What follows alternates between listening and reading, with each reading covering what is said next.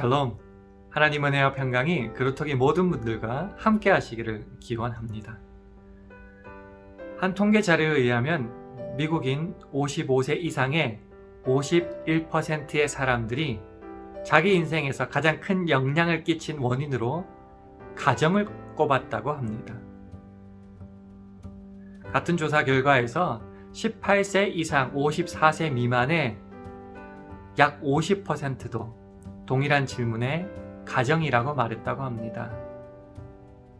참고로 2위는 자부심, 프라이드였고요. 14%. 3위는 돈으로 겨우 8%였다고 합니다. 청년에서부터 노인에 이르기까지 가정이 인생에 있어서 얼마나 중요한지를 잘 드러내는 통계 자료라고 생각됩니다. 그래서 오늘 우리는 더욱더 우리 가정을 향한 중보 기도에 힘써야 될 텐데요. 이 가정의 중요성에 대해서, 특별히 가정을 향한 중보 기도의 중요성에 대해서 함께 공부하는 시간 가지겠습니다. 오늘 본문 말씀은 두 군데인데요. 화면을 통해서 함께 읽어보도록 하겠습니다.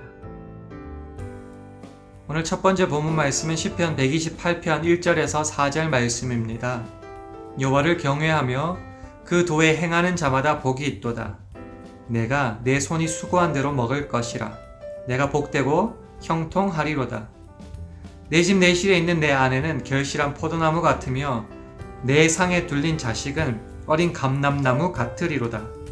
여호와를 경외하는 자는 이같이 복을 얻으리로다. 다음은 골로새서 3장 18절에서 21절 말씀입니다. 아내들아 남편에게 복종하라. 이는 주 안에서 마땅하니라. 남편들아 아내를 사랑하며 괴롭게 하지 말라. 자녀들아 모든 일에 부모에게 순종하라. 이는 주 안에서 기쁘게 하는 것이니라. 아비들아 너희 자녀를 경록해 말지니 낙심할까 함이라. 아멘. 공부에 앞서 다음 질문에 답해보는 시간 가지겠습니다. 당신은 어디에 있을 때 가장 편안함을 느낍니까? 그리고 그 이유는 무엇입니까?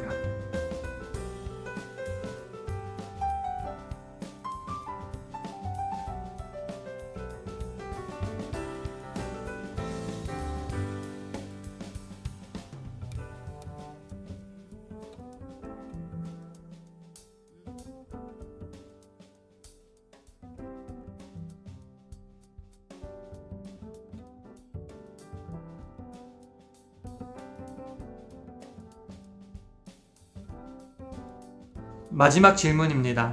사람은 누구나 행복한 가정을 꿈꾸고 있습니다. 당신의 가정이 꿈을 이루는데 걸림돌이 되는 경우는 무엇 때문입니까?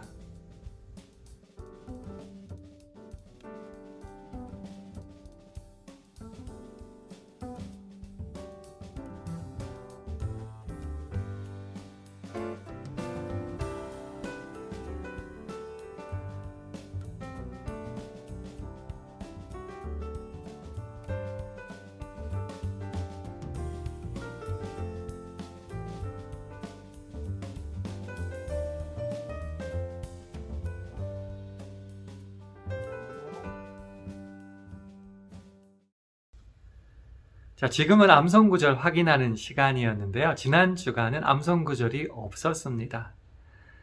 대신 여러 번 읽어보자고 말씀드렸는데요. 나라와 민족을 향한 중보 기도의 말씀 중에 특별히 사무엘상 7장 10절에 포커스를 두었습니다.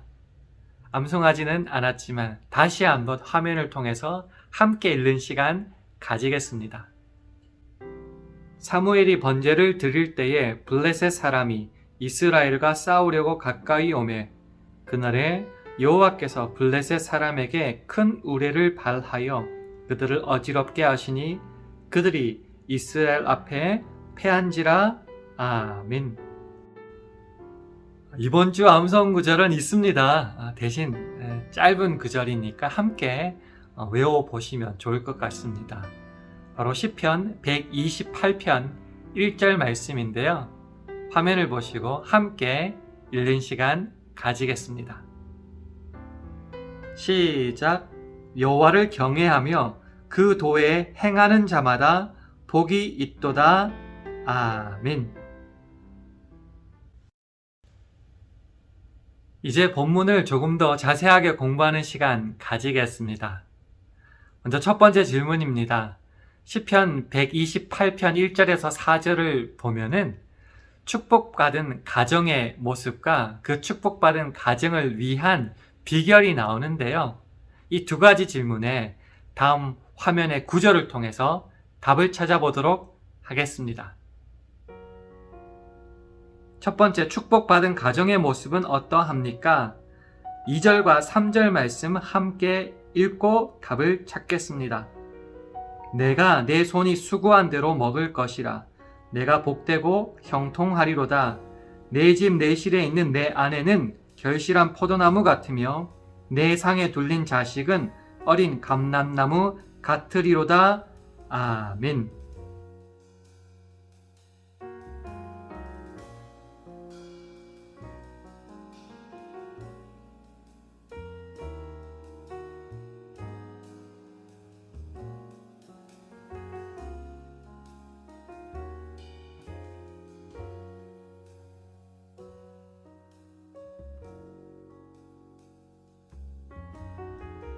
두 번째 질문입니다. 1절과 4절을 읽으시고 가정이 복을 받는 비결이 무엇인지 찾아보도록 하겠습니다.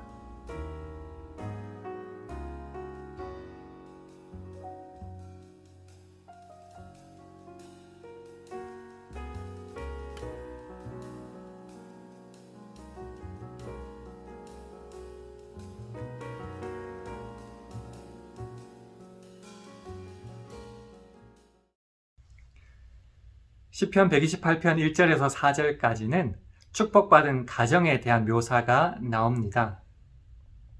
인간의 수고가 헛되지 않고 형통하며 아내와 자식들이 행복한 그 모습을 정겹게 표현하고 있는데요. 사실 가정은 천국이 될 수도 있고 반대로 지옥이 될 수도 있을 것입니다. 그렇기 때문에 우리는 믿음 안에서 축복받기 위하여, 가정을 위하여, 그리고 가족 구성원 한 사람 한 사람을 위하여 중보 기도에 게으르지 말아야 할 것입니다. 그러면 축복받는 비결은 무엇이라고 성경은 말합니까? 한 가지를 말하는데 바로 여호와를 경외하는 것입니다. 믿음 안에서 하나가 되는 가정, 그리고 말씀을 따라 서로가 본문을 다하는 가정이야말로 여호와를 경외하는 가정에게 주시는 하나님의 가장 큰 선물이 아닐까요? 우리 가정도 이런 가정이 되기 위해서 우리 가정을 위해 중보 기도에 힘쓸 수 있기를 주님의 이름으로 축원합니다. 두 번째 질문입니다. 가족 구성원들이 서로에게 대하여 마땅히 해야 할 바는 무엇입니까? 골로새서 3장 18절에서 21절 함께 읽겠습니다. 아내들아 남편에게 복종하라. 이는 주 안에서 마땅하니라. 남편들아 아내를 사랑하며 괴롭게 하지 말라.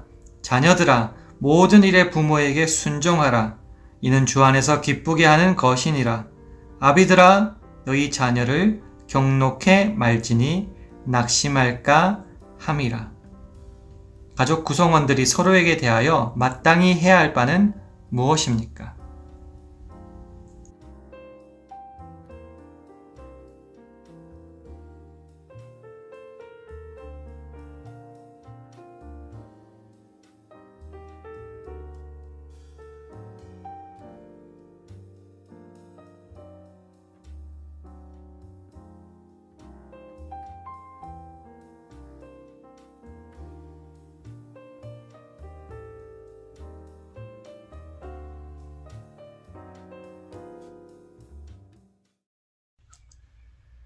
아무리 가까운 가족 사이에도 지켜야 할 본분이 있을 것입니다.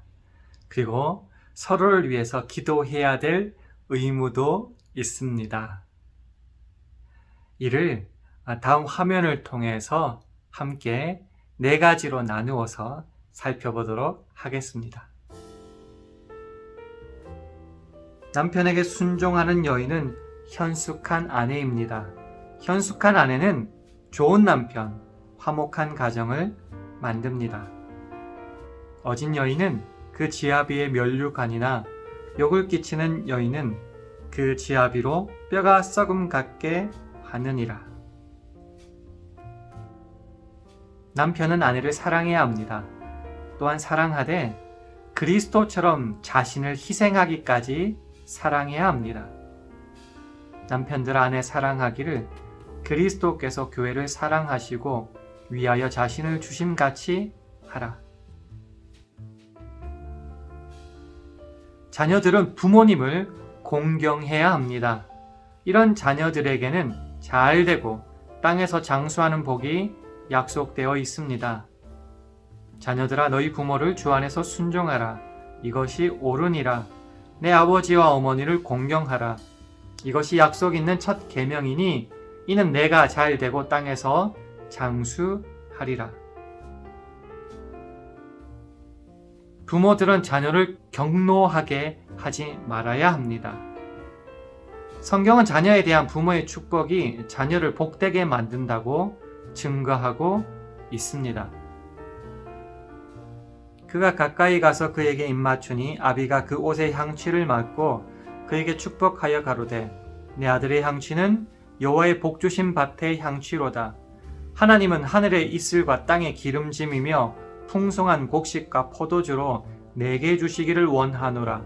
만민이 너를 섬기고 열국이 내게 굴복하리니 내가 형제들의 주가 되고 내 어미의 아들들이 내게 굴복하며 내게 저주하는 자는 저주를 받고 내게 축복하는 자는 복을 받기를 원하노라.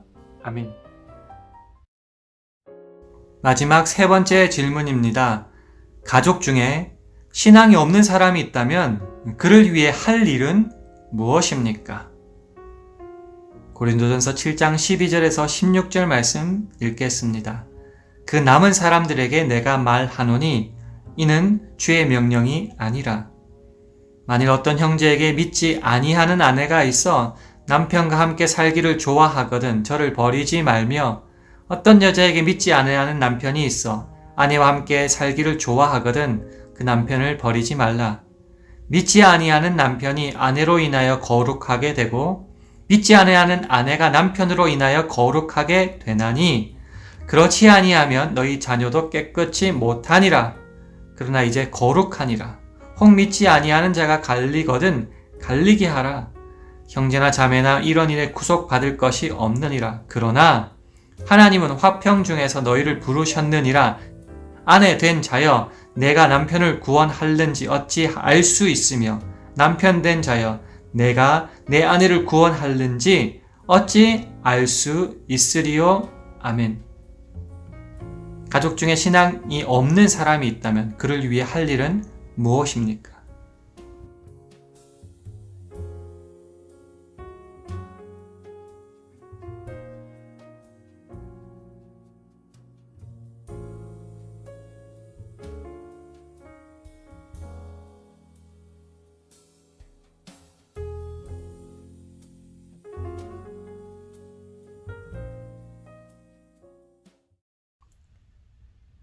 가족 간 신앙이 일치하지 못할 때에 가족 간의 가치관이 충돌할 수밖에 없고 상당한 어려움을 겪게 되는 경우가 많습니다.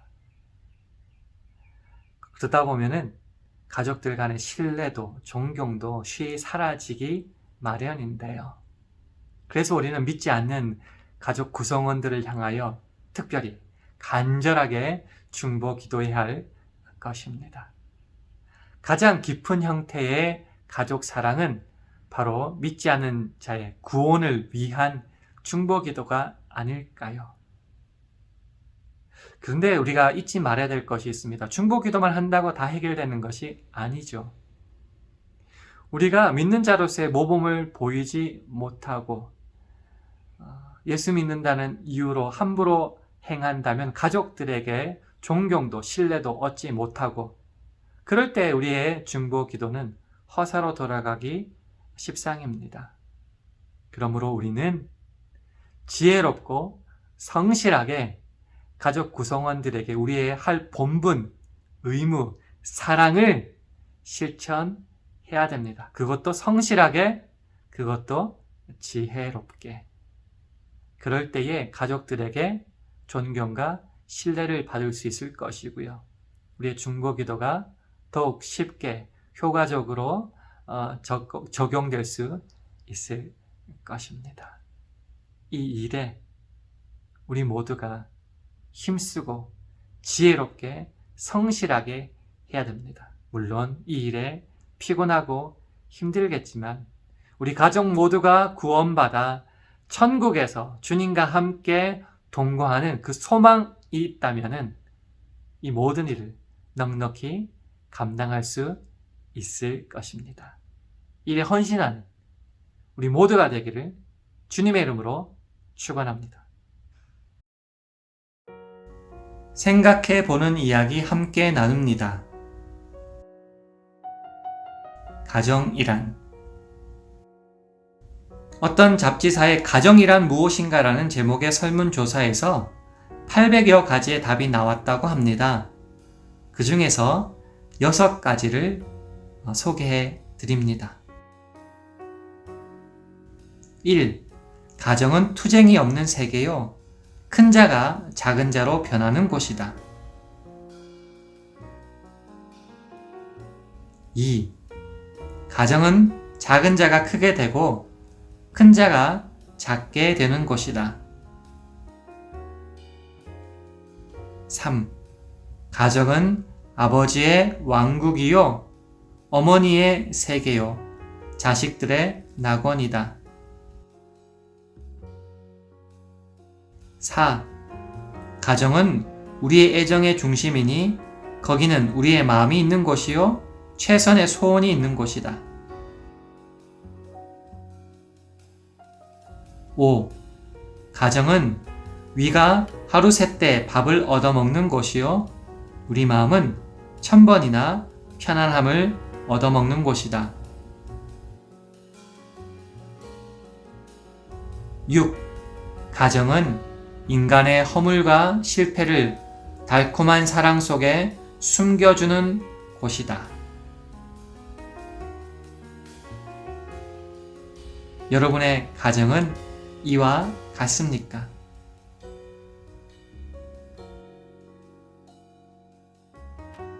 오늘 배운 말씀을 정리하면서 다음 적용 질문에 답하는 시간 가지겠습니다. 당신의 가족이 당신에게 바라는 것, 그리고 당신이 당신의 가족에게 바라는 것들을 적어보는 시간 가지겠습니다. 첫 번째, 당신이 가족들에게 바라는 것. 1분간 함께 나누겠습니다.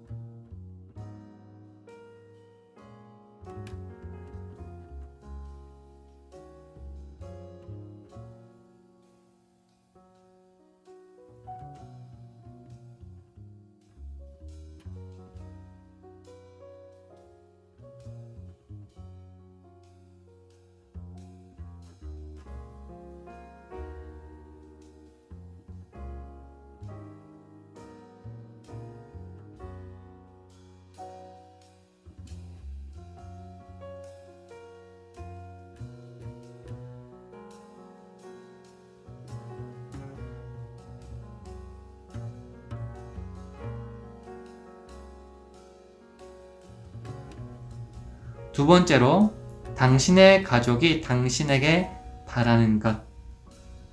이것 역시 1분간 나누도록 하겠습니다.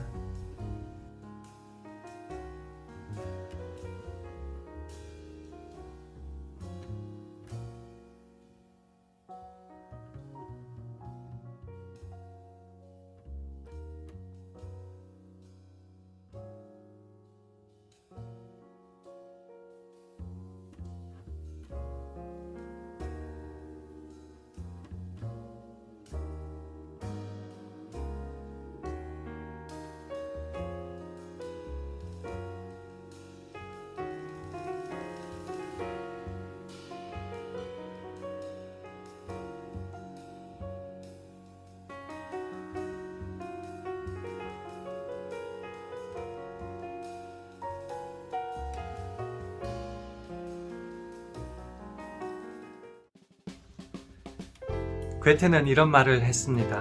왕이든 백성이든 자기 가정에서 평화를 발견하는 이가, 찾는 자가 행복한 인간이다. 여러분은 평화를 찾고 누리고 계십니까? 날이 가면 갈수록 행복한 가정보다는 불행한 가정이 늘어나는 것 같고, 가정을 지탱할 사랑도, 신뢰도, 윤리와 도덕도 점점 희미해지는 것 같습니다. 성경에 따르면은 여호와를 경외하는 그 신실함이 약해졌기 때문인데요. 오늘 말씀을 기억하면서 남편도 아내도 부모도 자식도 여호와를 경외함으로 맡겨진 그 본분을 성실히 감당할 수 있기를 원합니다. 이를 위하여 우리는 한 사람 한 사람 이름을 부르며 중보 기도해야 할 것입니다. 모든 그루터기 가정은 주 안에서 참으로 행복한 가정이 되기를 주님의 이름으로 축원합니다. 이번 한 주간 그래서 가정을 위한 중보 기도에 힘썼으면 하고요. 이런 중보 기도와 본문을 다하는 시간 동안 모두가 건강하고 평안을 누릴 수 있기를 원합니다. 이 마지막으로 샬롬으로 인사하며 이 시간 마쳤으면 합니다. 함께 인사하실까요? 샬롬.